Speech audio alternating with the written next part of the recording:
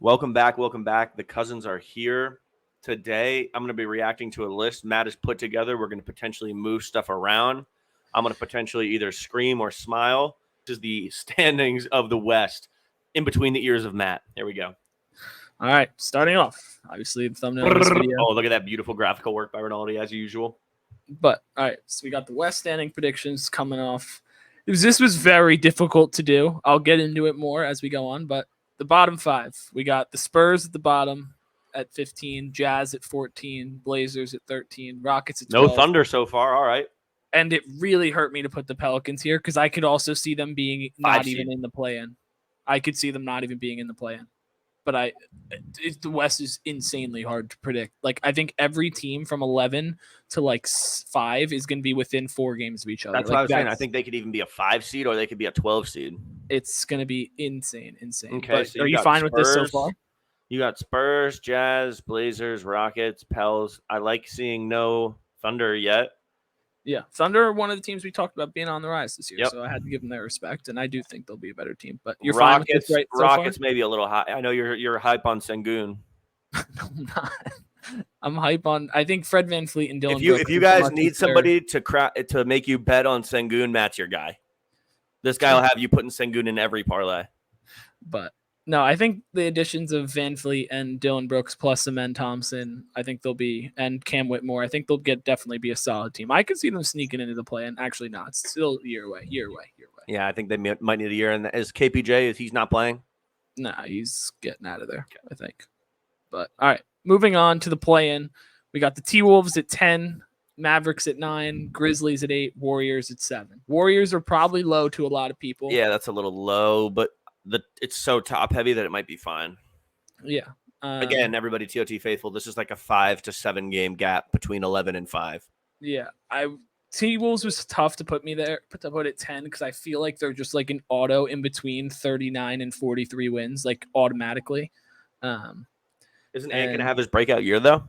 That's what I'm saying. But like, I feel like he's still been very, very good every year. So like, where are we? Like, we're not going to lose much here.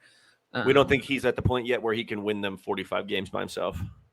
I do, but I'm saying 45 isn't enough to get to like the 7. I could see as being 45 wins, but like, it's crazy. I think everyone, like in the West, I don't think anyone's going to be over 56 games won. It's a lot more. It's a lot different than the East. Yeah, the East, I think it's going to be top heavy, and then there's going to be like a quick drop off by like 4 or 5 games. But we'll get into it in the next video, popping up top right. But I'm sure that won't pop up. Oh well, I'll remember. 3 minutes in. But all right, are you fine with this right now, or do you think we should make some adjustments? Mavs might be a little low, but I need to see the whole list because it's you could make an argument for any of these teams, so it's kind of tough to move them around on the fly. Yeah. All right. And then the top 6, we're kind of blocking it. Clippers are low. Clippers are at the 6. I think the Thunder are going to sneaky be a great regular season team. I think they're going to have like 48 wins. What? Yeah. Okay. I think they're going to like somehow get up to. They went 40 and 42 last year. I think they have enough to make an 8-win jump. And this could totally be false, but that's the fun of it. That's why we do this. But then the Kings at 4. I honestly kind of wanted to put them 2. Not gonna lie. Yeah, we talked about them as the West Coast Cavs. If you guys didn't see that video.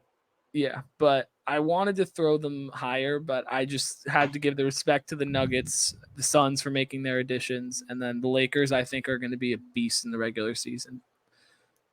Because the last time I was this high on the Lakers going into a season is the year that they won the championship in the bubble. And they were the 1 seed with like on pace for like 65 wins or something like that. So I like the Nuggets obviously being in the top 3. They're defending champion, but I feel like they have to be the 1 seed because they're defending. I know, but I just don't think the Nuggets are going to be as good in the regular season or quite frankly care about it. It's a little championship hangover. That was one of my reasonings.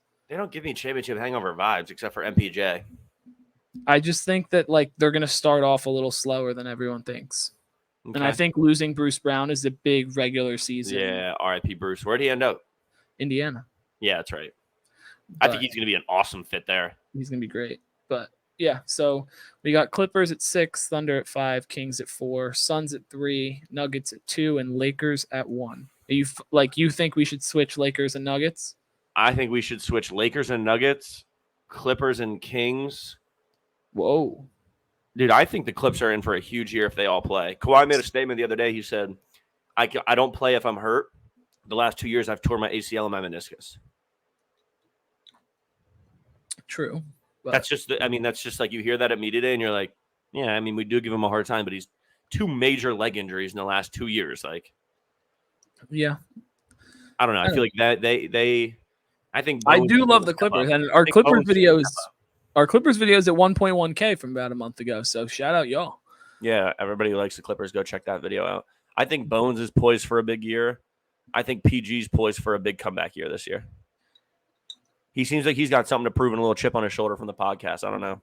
Yeah, no, I think I could definitely originally when I first did this and I was just like clicking teams to go where I had the Clippers at 4, but I was like, everything I've seen from the Clippers, like, yes, they're putting more of an emphasis on the regular season this year. They claim. Yeah, but 1, it's a claim. I haven't seen it. 2, I just think the Kings are like one of those like young teams typically just care more about the regular season before they've really made like a big jump. Like that's why I think the Cavs are going to be a high seed this year. That's why I think like the Bucks might not really be a top. Like I don't think they'll be the top seed. Check like, that East video out. It's going to be electric. Yeah, I just think that the younger teams care more. Like I could see the Suns being a 6 seed. Like I was. Can you go down to the next page? Yeah. And I'm not high on the Warriors at all this year. I think they'll get into the playoffs and upset someone, but I think with you and the Mavs. The Grizzlies won 48 games last year. I know, but they're going to be a totally different team this year. I know, but I guess they have Smart. But their additions of Smart and who's the other one? I know. I'm thinking of the same person. Whatever. It's fine. We'll leave it be. But addition of Smart, I think, is going to be huge for them. How many games is Ja out? 25? 25. But, like, I just don't think that makes that big of an impact. Everything we've seen without Ja, they've been just as good, if not a better regular season wins team. Last year they were, yeah. Yeah, like they went 20 see Bane step up into a big role. Yeah, and I think Bane is a candidate for most improved player against Mikal Bridges. Like I think that's like the kind of class they're in. I think 8 seed is like crazy considering they've been top 3 for the last 2 years. But a lot of teams got better.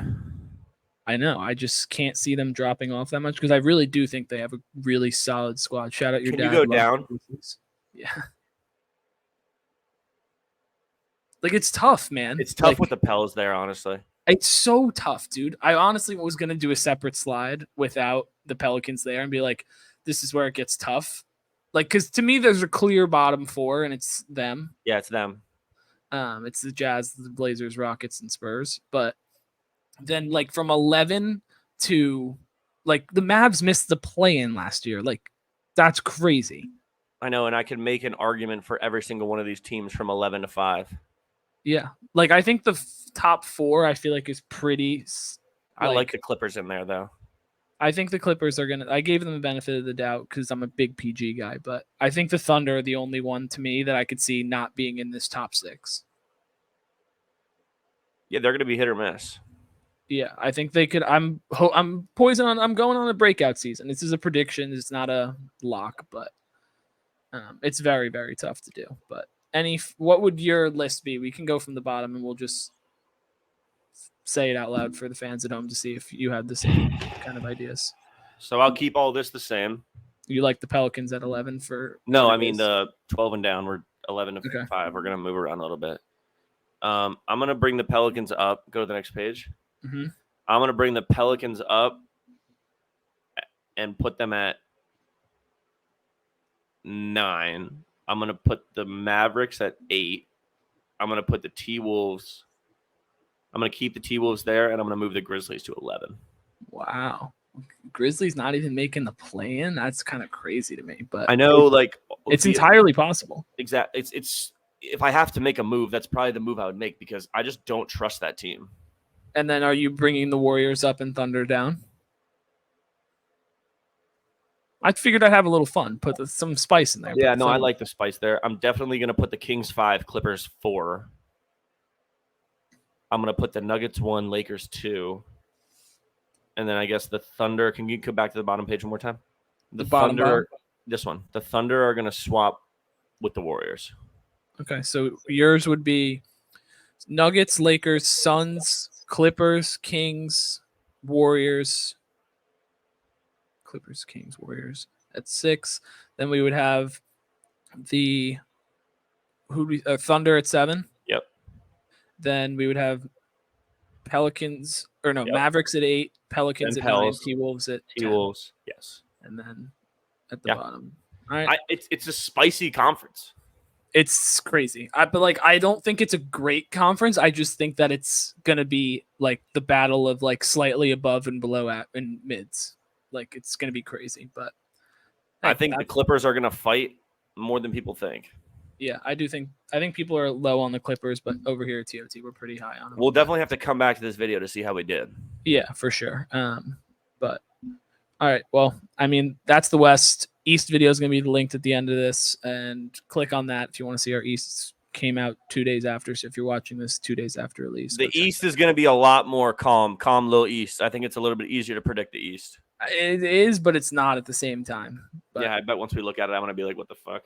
Exactly. But all right, TOT faithful, Beer Slam, like, follow, comment, subscribe.